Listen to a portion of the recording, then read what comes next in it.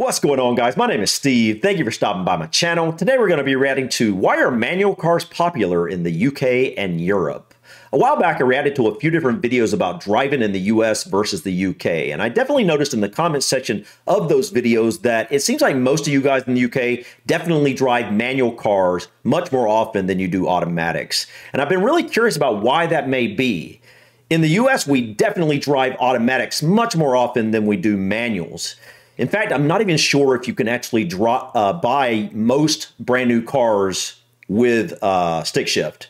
Actually, I don't even know if you guys call manual cars stick shifts or what exactly you call them, but usually we call them manuals or stick shifts. But anyways, guys, I'm really curious about why this may be, why we choose to drive automatics in the US and why you guys in the UK choose to drive manuals. Now, I've seen in the comments section of some of those videos where a lot of people think that most Americans probably can't drive stick shifts or manual cars. And I'm thinking that for younger people, probably in their early 20s or teens, that probably is the case. I'm guessing most of them probably never drove a stick shift at all. But I think most people that are older than that, into their 30s or, older, I think most of them have probably drove manuals at some point in their life. I know, well, my first few cars were actually manual cars.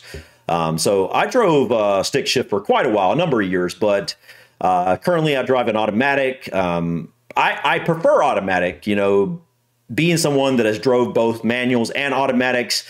I just find automatics to just be, just be more simple and just easier to operate, not having to constantly switch gears and whatnot. But there is a time and place that I definitely prefer a stick shift. If I'm driving a sports car, absolutely want a stick shift. It's just more fun. If I'm driving like a, certain trucks around, I like the idea of driving a stick for certain older vehicles. It's just more fun depending on the vehicle you're driving, and in some cases it's much more useful. But I still don't understand the reasons why most people in the UK, or at least I don't know if it's most people. I'm just under the impression that a lot of people in the UK still drive manual cars, and obviously there is something to be said about manuals tend to be better on gas mileage and things like that, but gas mileage nowadays with your newer cars, at least, it doesn't really seem to be as big of a deal. I think my car gets like 40 some miles to the gallon. It's an automatic. Although, some cars, to be fair, if you're driving a stick, your car might get 50 or 60 miles to the gallon, I've heard. I actually read that in the comments section of one of those videos about driving in the US versus UK, that someone told me that their car got like 60 miles to the gallon or something like that, that's pretty crazy. That's the type of mileage you would expect from like a, some sort of, what do you call it? Where it's half electric and half gas. But anyways, guys, don't really know what to expect here, but I think this will be interesting. So let's just go ahead and dive in and check out why are manual cars popular in the UK and Europe. I'm in a fairly typical street in the UK. Let's take a look at what people are driving. Here is a Ford Fiesta, and that is a manual. Let's take a look at this Mini across the street. And I did look both ways, although the camera didn't. Before across the road, that is. And that is also a manual. I'm not going to look at this Fiesta because I just looked at that one. So don't need to look at two Fiestas. Let's go and have a look at this Citroen DS3 instead. Is that a manual or an automatic? Citroen DS3. Never heard of that car. Also a manual. Now there is a Mercedes C-Class down there. I believe that is automatic. Because hey, there's a truck. That seems to be something that isn't very popular in the UK, at least from what I've learned so far. For the most part, I've learned that you guys generally drive fairly small vehicles because your streets tend to be more narrow than they are here in the US. And I'm under the impression that you guys generally don't have a truck culture like we do here in the US, but so it's kind of surprising to actually see this truck here. Let me know in the comments, guys, do you see a lot of pickup trucks where you're at? or is it something that is fairly unusual? You know, that's something I was just thinking when I saw that boat back there. I was curious because there are so many cars, but not a lot of trucks. Or at least it seems there's not a lot of pickup trucks. How would someone pull their boat to a lake or ocean or wherever they're going with it? I'm guessing some of these cars may be able to pull, I guess. I guess if it's a lightweight boat, I suppose that's possible. It's the E model, which means it's going to be hybrid. You know, it's definitely interesting just to confirm. Seeing the difference between cars in the US versus UK. Seems like most of your cars come from Europe or Germany probably or something. Is going to be an automatic, but this is a which makes sense. Car. But they definitely look different from what I'm used to. Being 5 years old. Yeah, 5. Do your maths, Richard. All petrol and diesel cars need gears. Some change gear automatically for you, and in others you have to change gear manually yourself. All early cars were manual. And oh man, that's so cool. I love those old cars. Started to become widely available until the 1930s and 40s, or at least widely available in certain parts of the world. But that's 80 years ago. Why is the manual still so popular today? And in some markets, such as America, the automatic has been the norm for some time now. In fact, in some states, you can actually pass your driving test in an automatic and be allowed to drive a manual. Is that unusual? I guess it might be. I don't know. In the UK, so you can only drive a manual if you actually drive a manual at your driving test. It's interesting.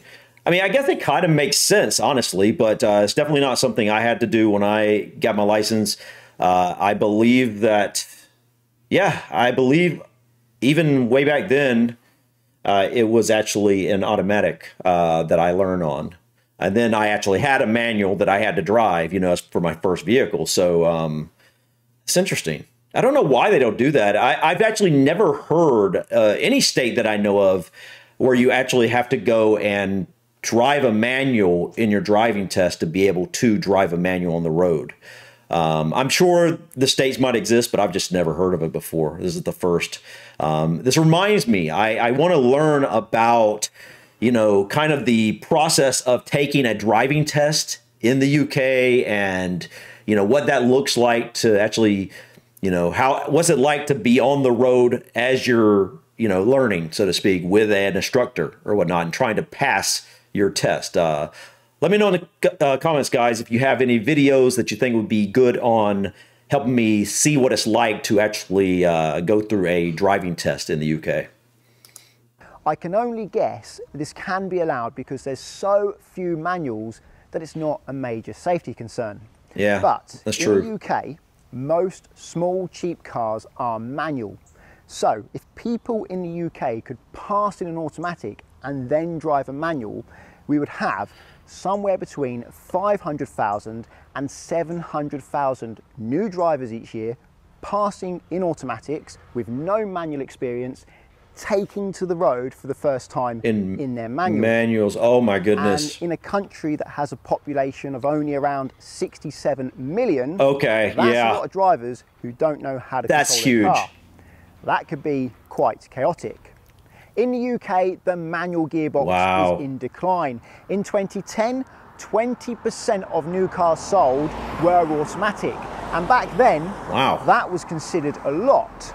By 2018, 43% of new cars sold were automatic. Okay. But now, nearly 60% of new cars sold in the UK are automatic. Okay, so I was curious about that. So it sounds like in a relatively short period of time, you guys went from the vast majority, 80% of your new cars were manual.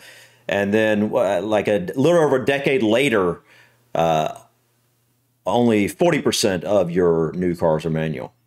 Wow. Okay. Sounds like you guys are on your way to having mostly automatics as well. I'm sure obviously everybody who has older cars will still have their manuals, but I'm guessing you're going to, year after year, have less and less manuals on the road. So although new drivers are still opting to pass their driving test in a manual, over 90% of driving tests are manual, the automatic is becoming the norm. So why has it taken so long for for the automatic to start to take off in the UK? Well, it's quite simple. Traditional automatics with torque converters were big, heavy and inefficient. That does not bode well with Asian and European cars. In the UK, we primarily use Asian cars and European cars. Right, it makes sense. However, in America, their cars are already big, heavy and inefficient. They have big 5.7 litre V8s. That's true. Which they call a 350 cubic inch, with loads of torque, so having a less efficient gearbox doesn't make as much of a difference. And gasoline, as they call it over there, is much cheaper. So having the convenience of an automatic makes more sense because the negatives aren't as noticeable.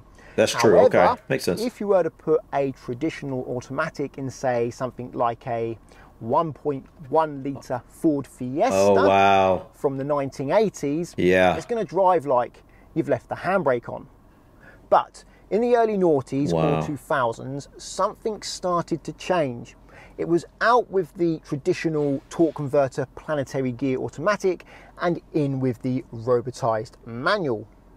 Yes, automatics were no longer really automatics. They were actually a manual, but with a robot changing gear for you. So that got rid of the disadvantage of the automatic being less efficient and bigger and heavier. They're almost the same size and same weight. The only disadvantage was the price. Normally it added around £1,000 to £1,500 to the list price of a car, and they worked well in small cars with small engines as well. Therefore, opting to have the extra convenience of the car changing gear for you was no longer such a problem. Well, it was actually convenient. Okay, so it sounds like you guys have stuck with manuals so long compared to, say, America, for example, because America was already used to having these really huge vehicles because we have really wide roads and whatnot, and it's just much easier to drive larger vehicles around this country than it is through a lot of the areas in the UK because your roads tend to be more narrow and whatnot, and you tend to buy cars from closer to you, European cars or Asian cars, and so those are smaller, and you couldn't really have automatics at least efficiently on those vehicles. So that totally makes sense to me. But now it sounds like because the automatics have, they're more efficient, and I guess it just makes more sense now that you guys are going to be switching to automatic because of that. Plus, here's something that I think we're all having to deal with no matter what country we're in. The electric vehicles, I don't think they make a manual electric vehicle like a Tesla or something like that. I'm guessing they don't. And, whether we like them or not like these electric vehicles, I'm guessing they're here to stay. And it's just eventually, I'm guessing that, as more, a couple decades from now, we probably won't even have manual vehicles anymore. And in some ways, I don't really like that. I like manual vehicles, so, I don't know. What are you going to do? Times change everything, right? And then the automatic started to become popular. And Japanese manufacturers started to use something called a CVT, which stands for continuously variable transmission. They work well with big engine cars and low-powered small engine cars. The only trouble is how they sound. Many people don't like the fact that it actually sounds like your engine is staying at a constant velocity whenever you put your foot hard on the gas. It kind of goes, and in fact, in one of my videos, I made a mistake of calling it a constant velocity transmission just because I was so used to hearing that constant velocity of the engine. They work well, they are efficient. If you drive gently, don't worry about it. But if you want to put your foot down, they're not very nice.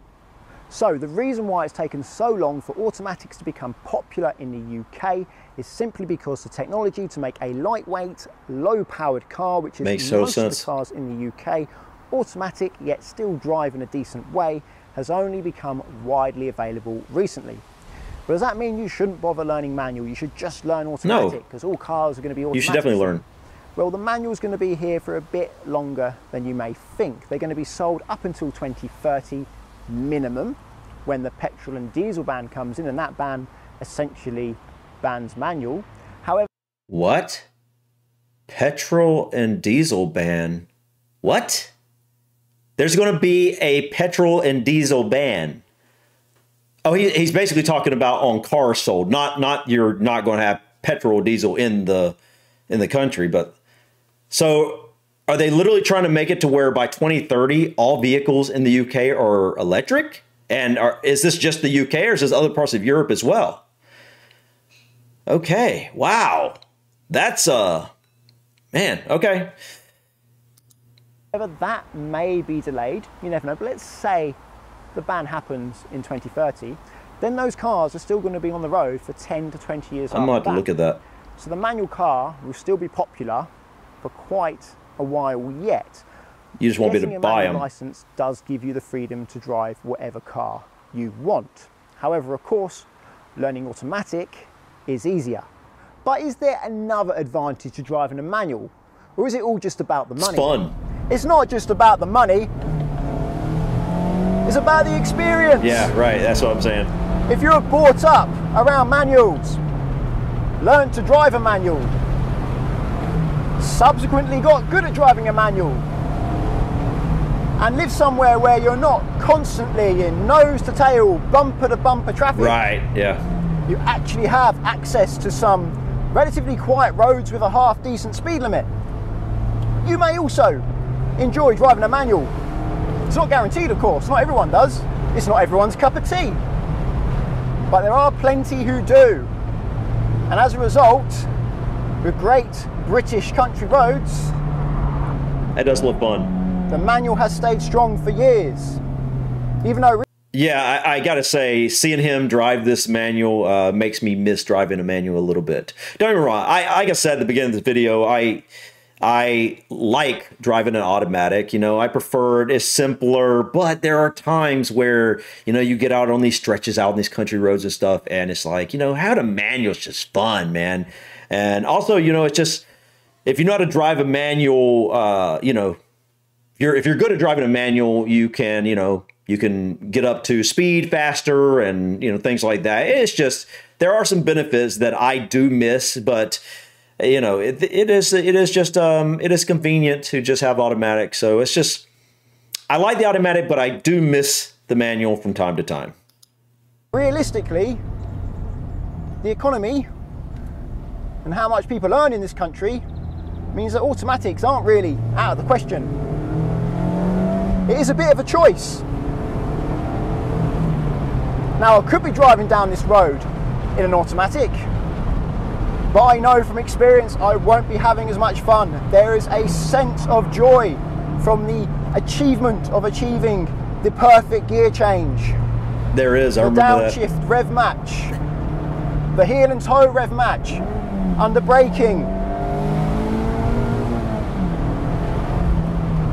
and kissing the red line. Although you can do that in an automatic as well. Of course, drive responsibly. And that's part of what makes driving a manual so special. I didn't break the speed limit there, but I enjoyed myself. Right, I get you. I get what you're saying. A powerful automatic will shoot you up to very high speeds very quickly without you doing much at all, which leads you wanting to enjoy the speed as opposed to the process, the involvement. Yeah, yeah. So therefore, I get that. Driving a manual enthusiastically allows you to have fun whilst being safe, because there's something else that's true to enjoy. Of course, manuals aren't for everyone. Some people just prefer automatics. I know both. Some people like auto, some people like manual. A lot of people like manual for the same reasons I do, and many people like automatic because, well, it's easier and they're not really enthusiastic about driving. They just want to get from A to B. Whoever you are, doesn't matter. Enjoy your car. Well, I hope this video helps you understand why manuals are still so popular in the UK. If you think it does, please give the video a thumbs up and check out Collingwood and Confused in the description. If you're a learner driver and want to insure yourself on a friend or family member's car, you can do so with Collingwood without affecting the owner's policy. All right, guys, this was interesting. So basically, you know, it's a very simple reason why you guys have still had manuals in the UK, and I'm guessing most European countries, and that's simply because up until recent, until the relatively recent past, it was not very efficient to have automatics in the smaller, relatively smaller cars that you guys tend to drive in the UK and Europe. That makes a lot of sense, but it seems like times are changing as the technology has advanced, and obviously as electric vehicles come around, we're going to see even more automatics, I guess. I mean, the Teslas nowadays. I mean, I don't have a Tesla, but I know of them, and I mean, I'm sure some of you watching may have Teslas, and I mean, they can drive themselves. It just fully drive themselves. And it's like, that's weird to me. I don't know if I want to do that. I'm not comfortable with that yet. I'm usually, I will embrace some technology, but it's like some things I just I don't want to leave to computers. And one of those things is I don't want to leave driving to computers. I want to steer the steering wheel myself and press the gas myself and the brake. But I guess that's just something for another video. But it's interesting, guys. But one thing I'm definitely curious about, I have to go back to see where that link is. I might check out his link about something about you guys are having some sort of petrol and diesel ban by 2030. All right. Obviously, they're talking about new vehicles, I'm guessing. But that's only, that's 6.5 years away, guys, to not sell any more petrol or diesel vehicles. I mean, is that going to be for, if that's true, is that going to be for, big construction trucks and things like that as well? Or how you guys would say lorries. I don't know. I'll have to look into that. That's interesting. I know that I think it was California is talking about something similar. That's only a single state. I haven't really heard any other states doing that, but I think California was like 2030, 2035 or something like that. They're talking about doing, not selling any more new, gas-powered vehicles. I don't know about diesel, but I guess we'll see. But anyways, guys, thank you so much for stopping by. Please click that like button. Feel free to drop your comments or suggestions about this video or others. And don't forget to subscribe to continue to follow me on my journey to discover my British and Irish ancestry. Until next time, guys, peace.